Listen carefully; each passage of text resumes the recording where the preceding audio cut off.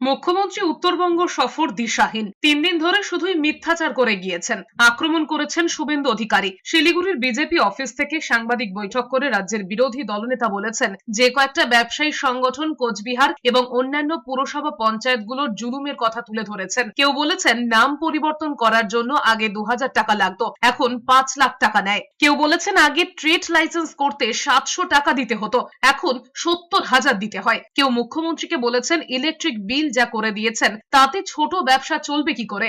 কিন্তু ব্যবসায়ীদের এমন অভিযোগ শুনতেই চাননি মুখ্যমন্ত্রী। শুভেন্দু অধিকারীর কথায়, ছোট ছোট ব্যবসায়ীরা যে এই কথাগুলো তুলে ধরেছেন তার জন্য সাহস লাগে, যেটা বড় ব্যবসায়ীরা বলতে পারেন না। তিনি আরো বলেছেন, চা বাগানগুলো বেসরকারীকরণ করে মুখ্যমন্ত্রী ব্যবসায়ীদের হাতে তুলে দিয়েছেন।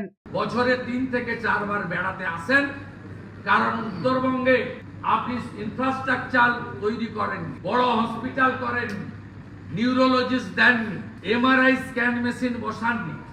আপনি টাইগার হিলে একটা বাড়ি করেছেন, উত্তরকন্যায় একটা বাড়ি করেছেন, সেবক রোডে একটা বাড়ি করেছেন, গজলডোবায় একটা বাড়ি করেছেন, চালসাতে একটা বাড়ি করেছেন, আলিপুর দুয়ারে একটা বাড়ি করেছেন।